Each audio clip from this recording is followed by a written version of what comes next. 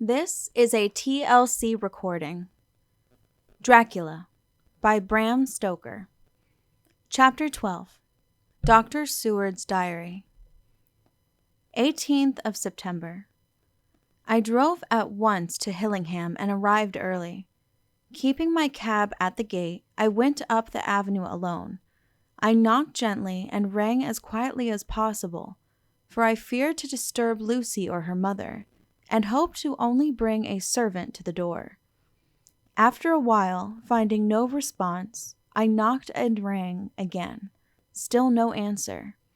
I cursed the laziness of the servants that they should lie abed at such an hour, for it was now 10 o'clock, and so rang and knocked again, but more impatiently, but still without response. Hitherto I had blamed only the servants, but now a terrible fear began to assail me. Was this desolation but another link in the chain of doom which seemed drawing tight around us? Was it indeed a house of death to which I had come too late? I knew that minutes, even seconds of delay, might mean hours of danger to Lucy. If she had had again one of those frightful relapses, and I went round the house to try if I could find by chance an entry anywhere, I could find no means of ingress. Every window and door was fastened and locked, and I returned baffled to the porch. As I did so, I heard the rapid pit-pat of a swiftly driven horse's feet. They stopped at the gate, and a few seconds later I met Van Helsing running up the avenue. When he saw me, he gasped out, "Then it was you, and just arrived. How is she? Are we too late? Did you not get my telegram?" I answered as quickly and coherently as I could that I had only got his telegram early in the morning, and had not lost a minute in coming here, and that I could not make any one in the house hear me. He paused and raised his hat as he said solemnly, "Then I fear we are too late. God's will be done." With his usual recuperative energy, he went on, "Come. If there be no way open to get in, we must make one. Time is all in all to us now." We went round to the back of the house, where there was a kitchen window. The professor took a small surgical saw from his case, and, handing it to me, pointed to the iron bars which guarded the window. I attacked them at once, and had very soon cut through 3 of them. Then, with a long, thin knife, we pushed back the fastening of the sashes and opened the window. I helped the professor in and followed him. There was no one in the kitchen or in the servants' room, which were close at hand. We tried all the rooms as we went along, and in the dining room, dimly lit by rays of light through the shutters, found 4 servant women lying on the floor. There was no need to think them dead, for their stertorous breathing and the acrid smell of laudanum in the room left no doubt as to their condition. Van Helsing and I looked at each other, and as we moved away he said, "We can attend to them later." Then we ascended to Lucy's room.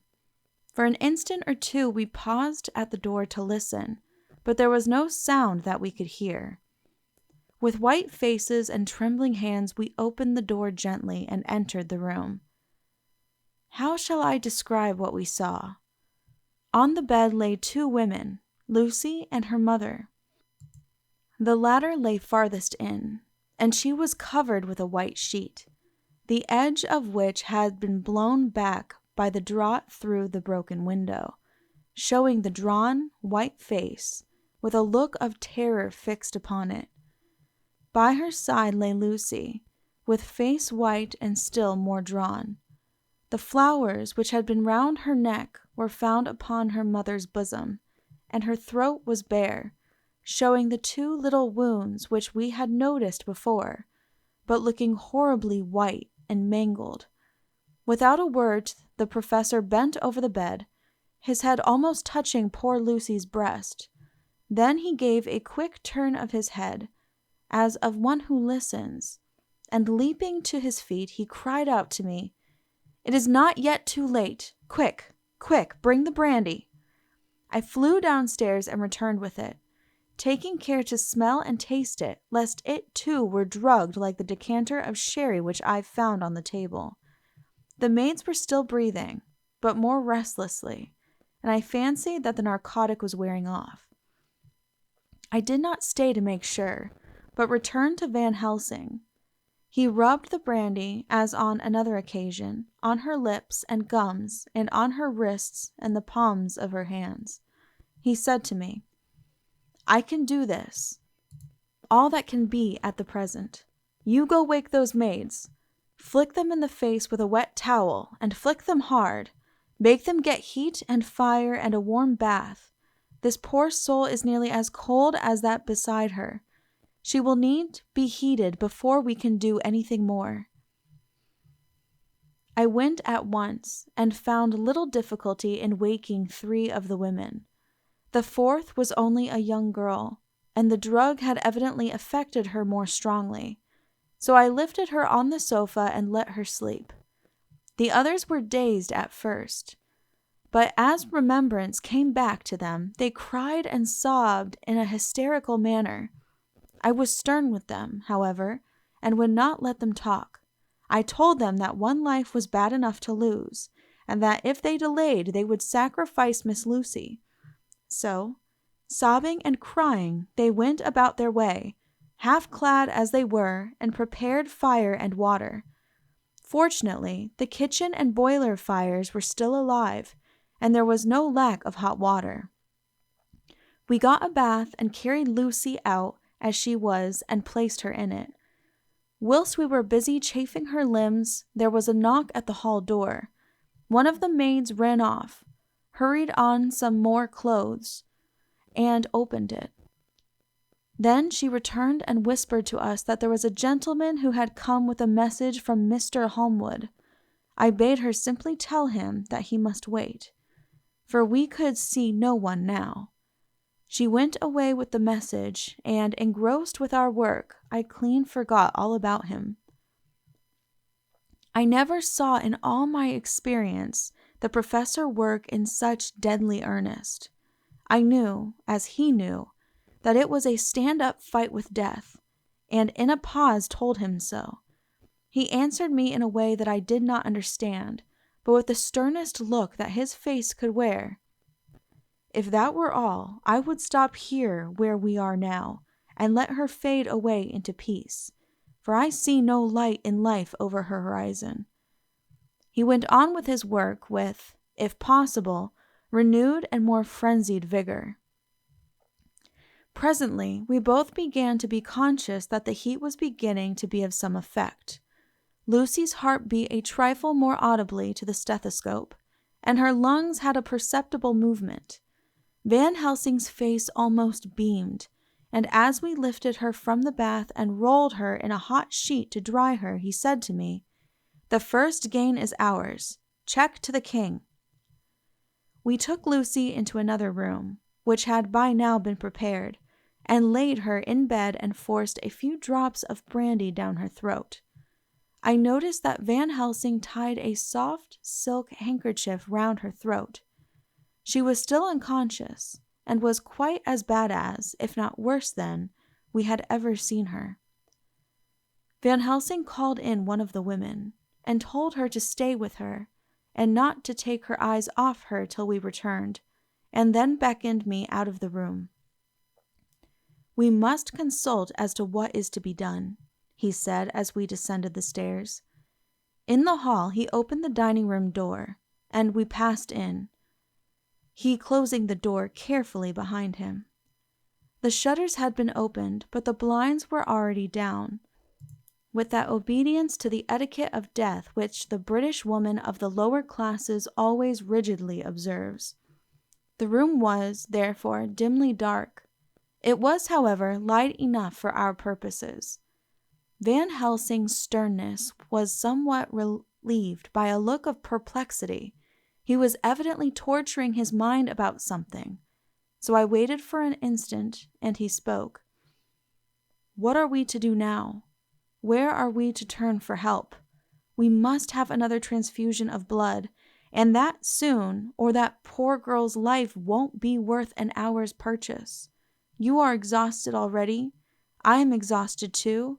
I fear to trust those women, even if they would have courage to submit. What are we to do for someone who will open his veins for her? What's the matter with me, anyhow? The voice came from the sofa across the room, and its tone brought relief and joy to my heart, for they were those of Quincy Morris. Van Helsing started angrily at the first sound, but his face softened, and a glad look came into his eyes as I cried out, "Quincy Morris!" and rushed towards him with outstretched hands. "What brought you here?" I cried as our hands met. "I guess art is the cause." He handed me a telegram.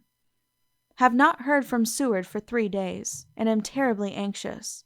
Cannot leave. Father still in same condition. Send me word how Lucy is. Do not delay. Holmwood." I think I came just in the nick of time. You know you have only to tell me what to do.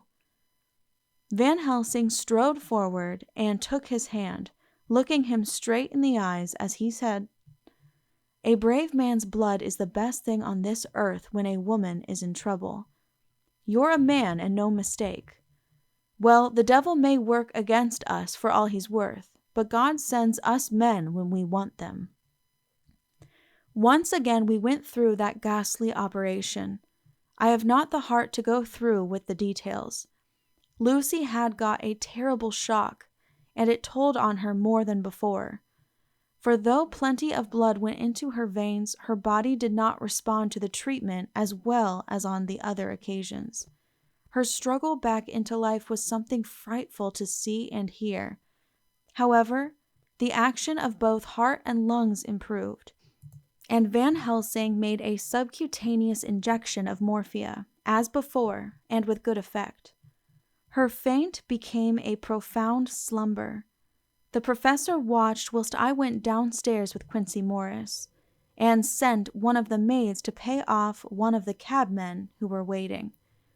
I left Quincy lying down after having a glass of wine, and told the cook to get ready a good breakfast. Then a thought struck me, and I went back to the room where Lucy now was. When I came softly in, I found Van Helsing with a sheet or two of notepaper in his hand. He had evidently read it, and was thinking it over as he sat with his hand to his brow. There was a look of grim satisfaction in his face, as of one who has had a doubt solved. He handed me the paper, saying only, "It dropped from Lucy's breast when we carried her to the bath." When I had read it, I stood looking at the professor, and after a pause asked him, "In God's name, what does it all mean? Was she, or is she, mad? Or what sort of horrible danger is it?" I was so bewildered that I did not know what to say more. Van Helsing put out his hand and took the paper, saying, "Do not trouble about it now. Forget it for the present. You shall know and understand it all in good time, but it will be later. And now, what is it that you came to me to say?" This brought me back to fact, and I was all myself again. "I came to speak about the certificate of death. If we do not act properly and wisely, there may be an inquest, and that paper would have to be produced. I am in hopes that we need have no inquest, for, if we had it, would surely kill poor Lucy, if nothing else did. I know, and you know, and the other doctor who attended her knows, that Mrs. Westenra had disease of the heart, and we can certify that she died of it. Let us fill up the certificate at once, and I shall take it myself to the registrar and go on to the undertaker." "Good! Oh, my friend John, well thought of! Truly Miss Lucy, if she be sad in the foes that beset her, is at least happy in the friends that love her. 1, 2, 3, all open their veins for her, besides one old man. Ah, yes, I know, friend John, I am not blind. I love you all the more for it. Now go." In the hall, I met Quincy Morris with a telegram for Arthur telling him that Mrs. Westenra was dead, that Lucy also had been ill but was now going on better, and that Van Helsing and I were with her. I told him where I was going, and he hurried me out, but as I was going said, "When you come back, Jack, may I have 2 words with you all to ourselves?" I nodded in reply and went out. I found no difficulty about the registration, and arranged with the local undertaker to come up in the evening to measure for the coffin and to make arrangements. When I got back, Quincy was waiting for me. I told him I would see him as soon as I knew about Lucy, and went up to her room. She was still sleeping, and the professor seemingly had not moved from his seat at her side. From his putting his finger to his lips, I gathered that he expected her to wake before long, and was afraid of forestalling nature. So I went down to Quincy and took him into the breakfast room, where the blinds were not drawn down, and which was a little more cheerful, or rather less cheerless, than the other rooms. When we were alone, he said to me, "Jack Seward, I don't want to shove myself in anywhere where I've no right to be, but this is no ordinary case. You know I loved that girl and wanted to marry her, but although that's all past and gone, I can't help feeling anxious about her all the same. What is it that's wrong with her? The Dutchman, and a fine old fellow he is, I can see that, said that time you 2 came into the room that you must have another transfusion of blood, and that both you and he were exhausted.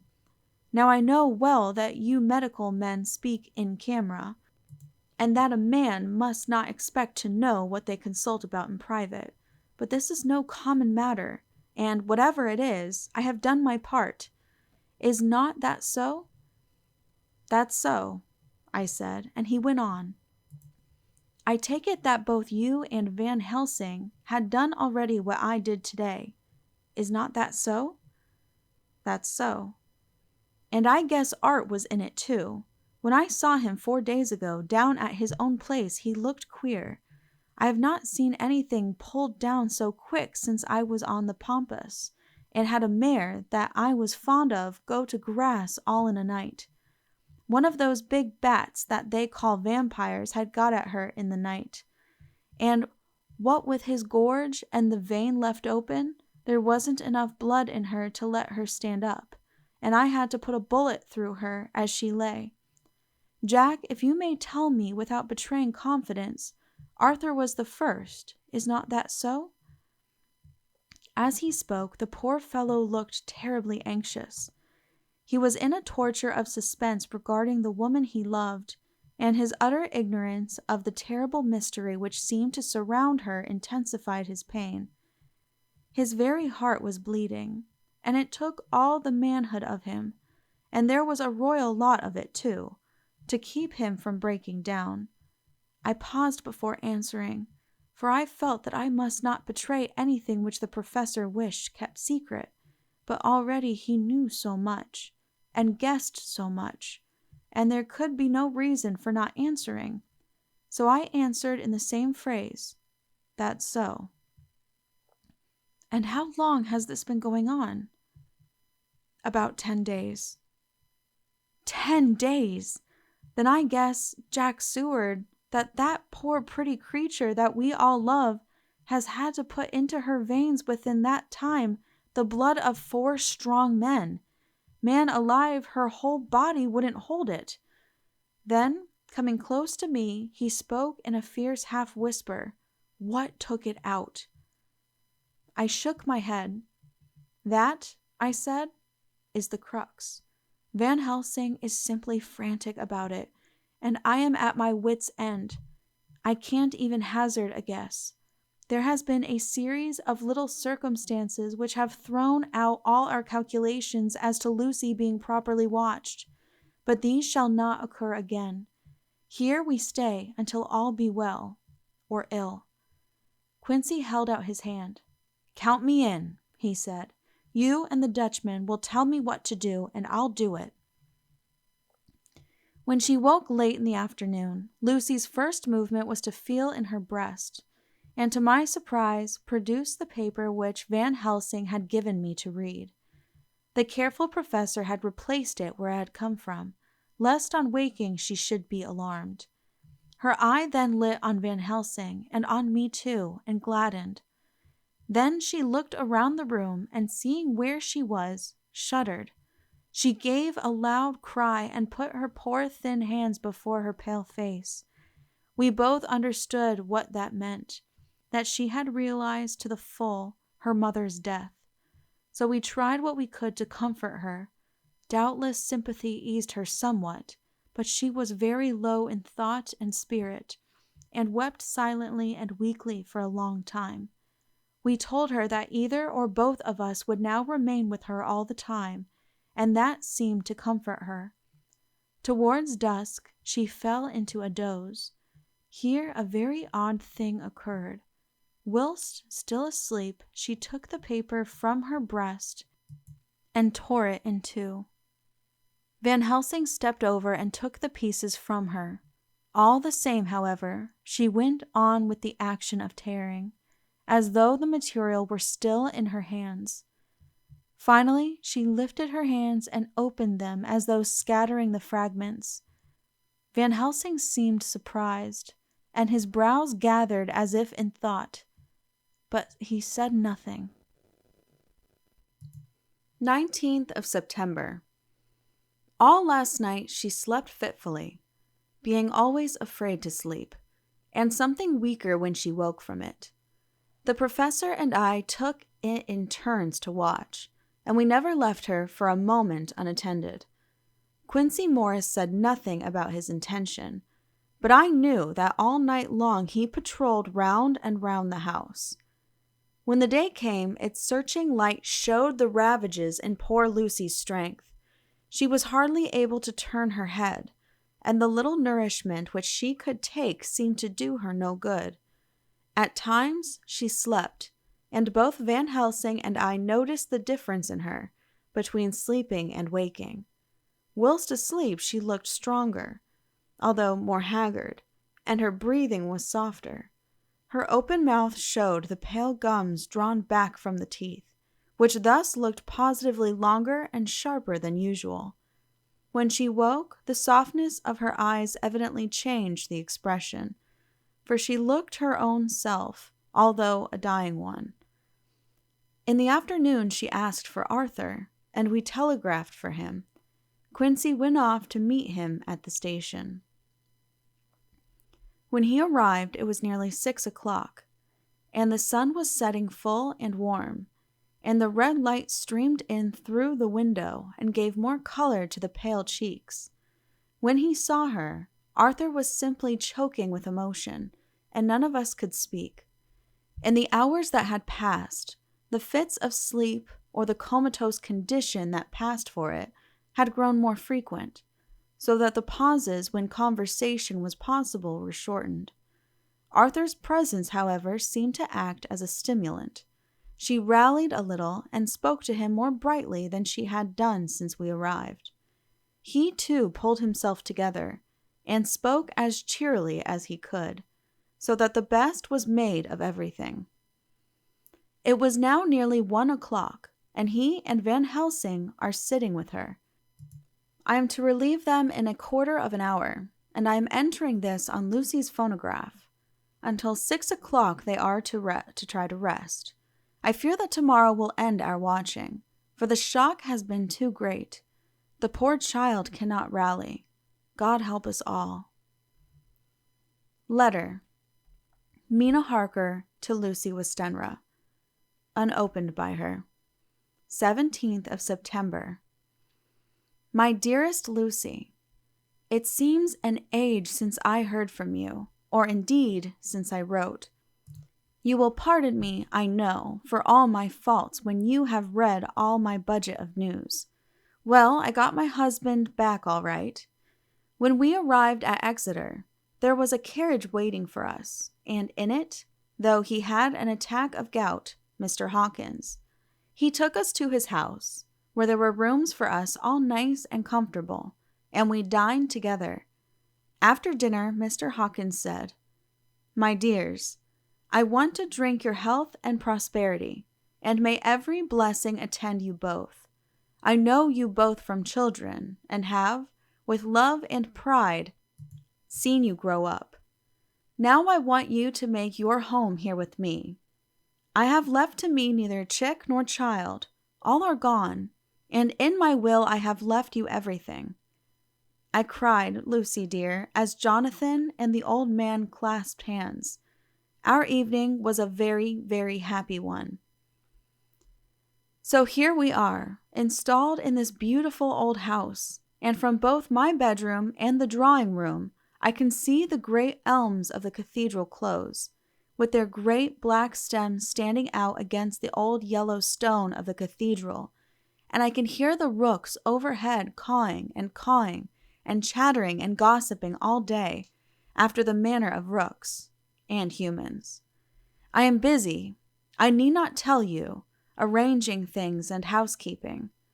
Jonathan and Mr. Hawkins are busy all day, for now that Jonathan is a partner, Mr. Hawkins wants to tell him all about the clients.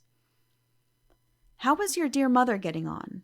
I wish I could run up to town for a day or two to see you, dear, but I dare not go yet, with so much on my shoulders, and Jonathan wants looking after still.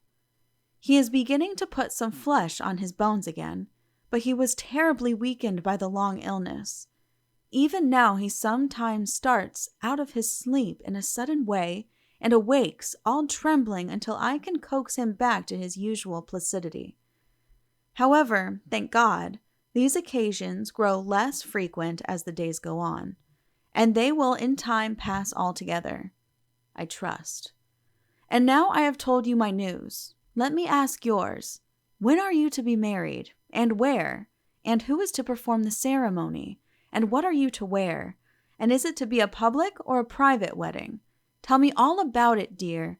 Tell me all about everything, for there is nothing which interests you which will not be dear to me.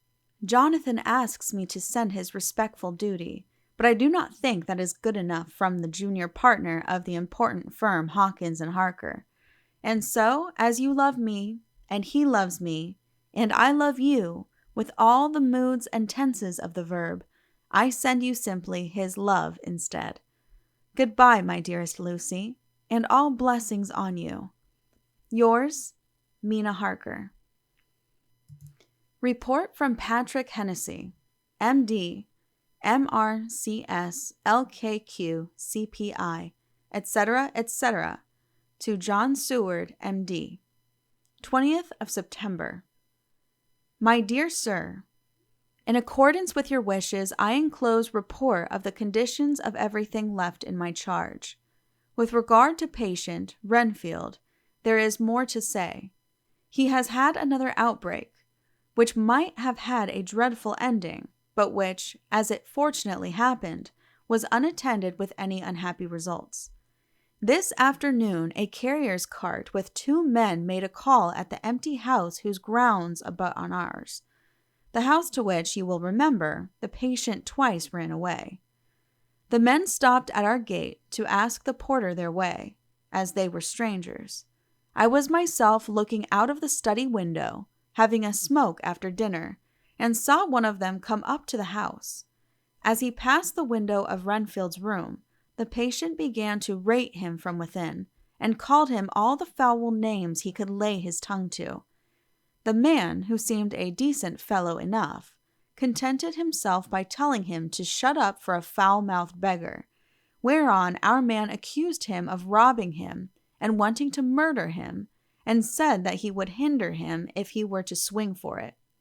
I opened the window and signed to the man not to notice. So he contented himself after looking the place over and making up his mind as to what kind of a place he had got to by saying, "Lor, bless ye, sir, I wouldn't mind what was said to me in a bloomin' madhouse. I pity ye and the governor for having to live in the house with a wild beast like that." Then he asked his way civilly enough, and I told him where the gate of the empty house was. He went away, followed by threats and curses and revilings from our man. I went down to see if I could make out any cause for his anger, since he is usually such a well-behaved man. And except his violent fits, nothing of the kind had ever occurred. I found him, to my astonishment, quite composed and most genial in his manner. I tried to get him to talk of the incident, but he blandly asked me questions as to what I meant, and led me to believe that he was completely oblivious of the affair. It was, I am sorry to say, however, only another instance of his cunning, for within half an hour I heard of him again. This time he had broken out through the window of his room and was running down the avenue. I called to the attendants to follow me and ran after him, for I feared he was intent on some mischief. My fear was justified when I saw the same cart which had passed before coming down the road, having on it some great wooden boxes. The men were wiping their foreheads and were flushed in the face, as if with violent exercise. Before I could get up to him, the patient rushed at them, and pulling one of them off the cart, began to knock his head against the ground. If I had not seized him just at that moment, I believe he would have killed the man there and then. The other fellow jumped down and struck him over the head with the butt end of his heavy whip. It was a terrible blow, but he did not seem to mind it, but seized him also, and struggled with the three of us, pulling us to and fro as if we were kittens. You know I am no lightweight, and the others were both burly men. At first he was silent in his fighting, but as we began to master him, and the attendants were putting a straight waistcoat on him, he began to shout, "I'll frustrate them. They shan't rob me. They shan't murder me by inches. I'll fight for my lord and master," and all sorts of similar incoherent ravings. It was with very considerable difficulty that they got him back to the house and put him in the padded room. One of the attendants, Hardy, had a finger broken. However, I set it all right, and he is going on well. The two carriers were at first loud in their threats of actions for damages, and promised to rain all the penalties of the law on us. Their threats were, however, mingled with some sort of indirect apology for the defeat of the two of them by a feeble madman. They said that if it had not been for the way their strength had been spent in carrying and raising the heavy boxes to the cart, they would have made short work of him. They gave as another reason for their defeat the extraordinary state of drought to which they had been reduced by the dusty nature of their occupation, and the reprehensible distance from the scene of their labors of any place of public entertainment. I quite understood their drift, and after a stiff glass of grog, or rather more of the same, and with each a sovereign in hand, they made light of the attack, and swore that they would encounter a worse madman any day for the pleasure of meeting so bloomin' good a bloke as your correspondent. I took their names and addresses in case they might be needed. They are as follows: Jack Smollett, of Duddings, Rents, King George's Road, Great Walworth, and Thomas Snelling, Peter Farley's Row, Guide Court, Bethnal Green. They are both in the employment of Harris and Sons, Moving and Shipment Company, Orange Masters Yard, Soho.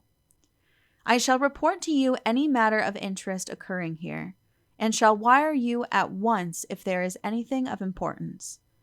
Believe me, dear sir, yours faithfully, Patrick Hennessy. Letter, Mina Harker to Lucy Westenra, unopened by her. 18th of September. My dearest Lucy, such a sad blow has befallen us. Mr. Hawkins has died very suddenly. Some may not think it so sad for us, but we had both come to so love him that it really seems as though we had lost a father. I never knew either father or mother, so that the dear old man's death is a real blow to me. Jonathan is greatly distressed.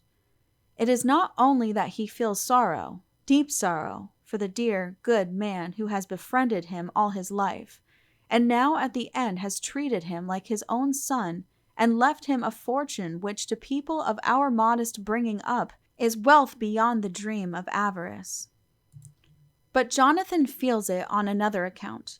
He says the amount of responsibility which it puts upon him makes him nervous. He begins to doubt himself. I try to cheer him up, and my belief in him helps him to have a belief in himself. But it is here that the grave shock that he experienced tells upon him the most. Oh, it is too hard that a sweet, simple, noble, strong nature such as his, a nature which enabled him by our dear good friend's aid to rise from clerk to master in a few years, should be so injured that the very essence of its strength is gone. Forgive me, dear, if I worry you with my troubles in the midst of your own happiness.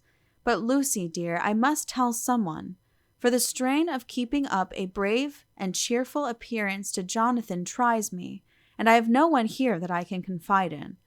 I dread coming up to London, as we must do the day after tomorrow.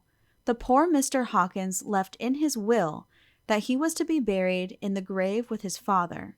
As there are no relations at all, Jonathan will have to be chief mourner. I shall try to run over to see you, dearest, if only for a few minutes. Forgive me for troubling you.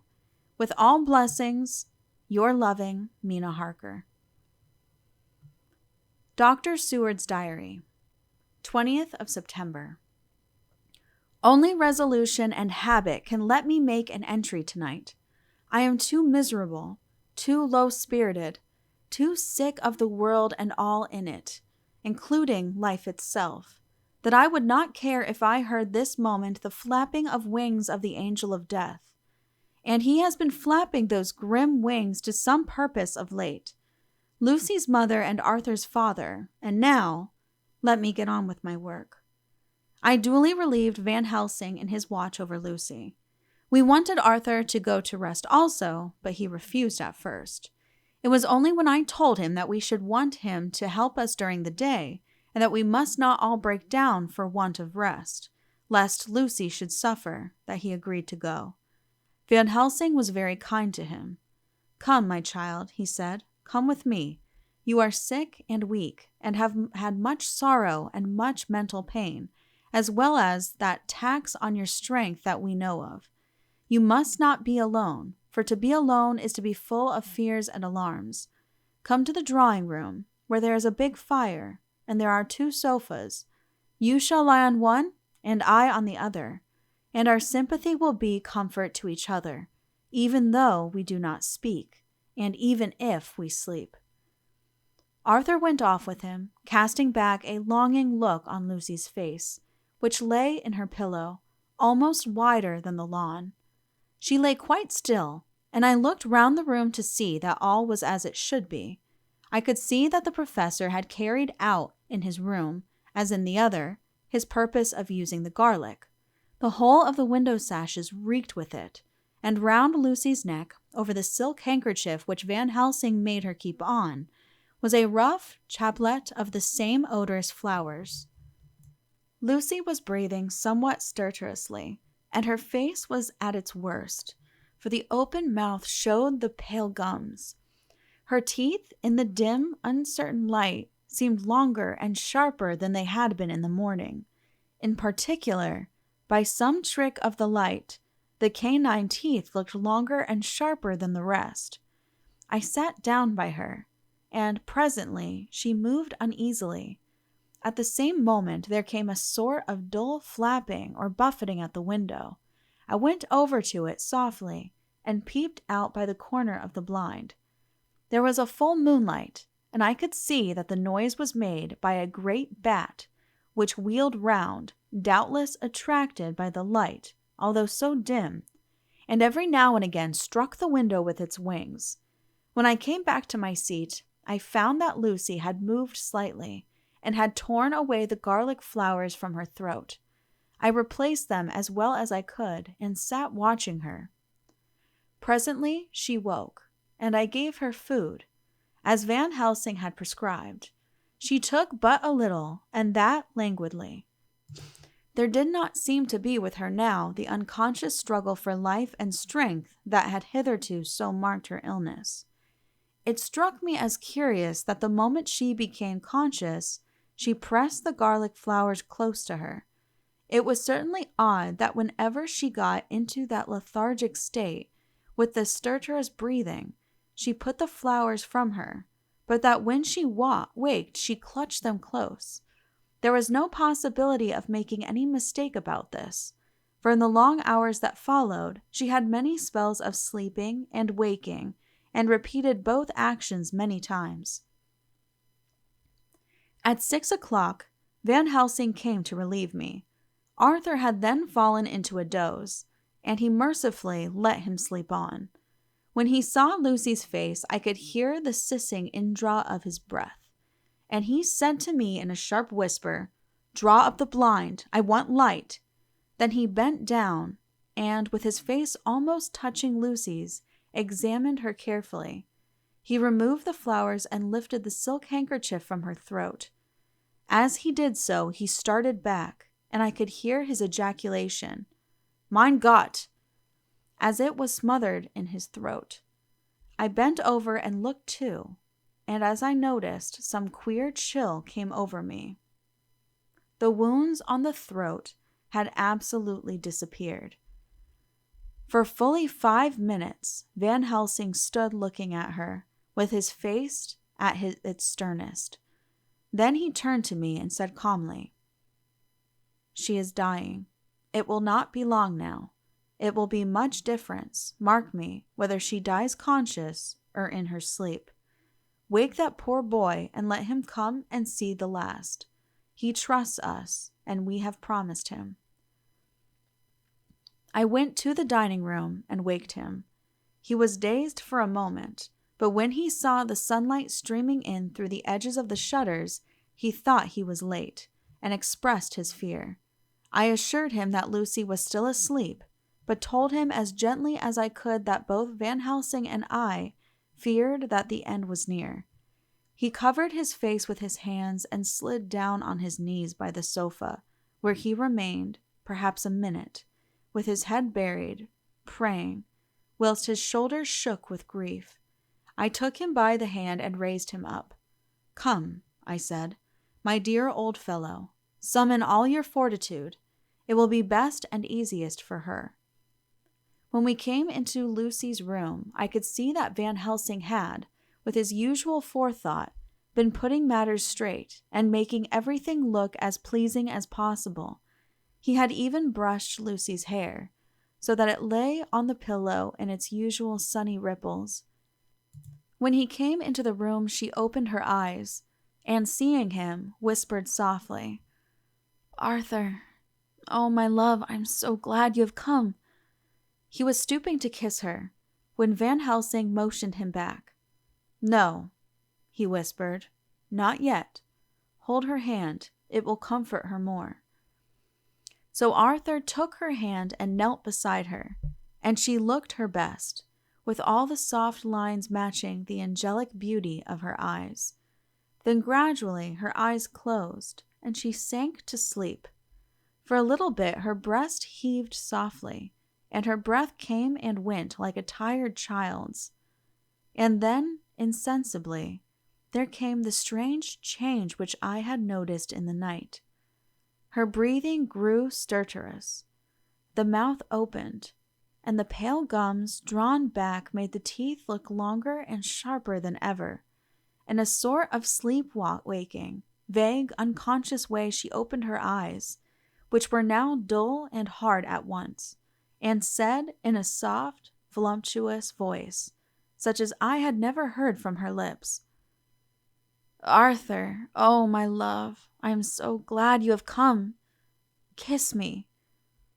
Arthur bent eagerly over to kiss her, but at that instant Van Helsing, who, like me, had been startled by her voice, swooped upon him, and catching him by the neck with both hands, dragged him back with a fury of strength which I never thought he could have possessed, and actually hurled him almost across the room. "Not for your life," he said, "not for your living soul and hers." And he stood between them like a lion at bay. Arthur was so taken aback that he did not for a moment know what to do or say, and before any impulse of violence could seize him, He realized the place and the occasion and stood silent, waiting.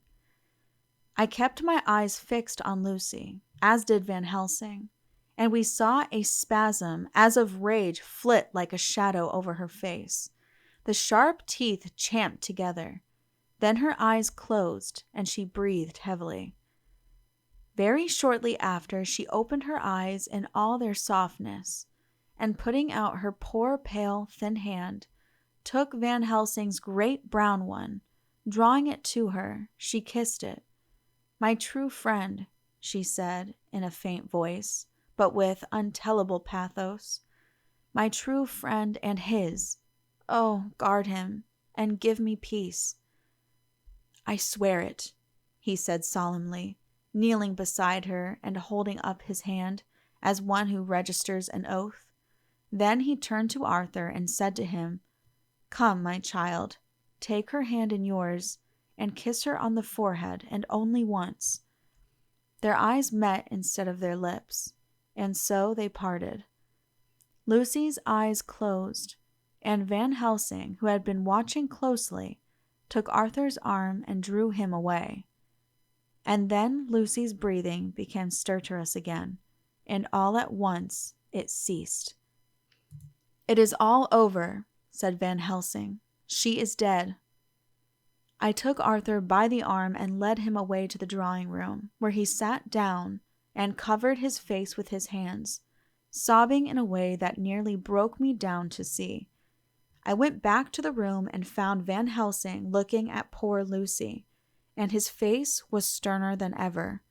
Some change had come over her body. Death had given back part of her beauty, for her brow and cheeks had recovered some of their flowing lines. Even the lips had lost their deadly pallor. It was as if the blood, no longer needed for the working of the heart, had gone to make the harshness of death as little rude as might be. We thought her dying whilst she slept, and sleeping when she died. I stood beside Van Helsing and said, "Ah, well, poor girl, there is peace for her at last. It is the end." He turned to me and said with grave solemnity, "Not so, alas, not so. It is only the beginning." When I asked him what he meant, he only shook his head and answered, "We can do nothing as yet. Wait and see." End of chapter 12. Please click the link below to continue on to chapter 13. This has been a TLC recording. Thank you for listening, and please be sure to subscribe.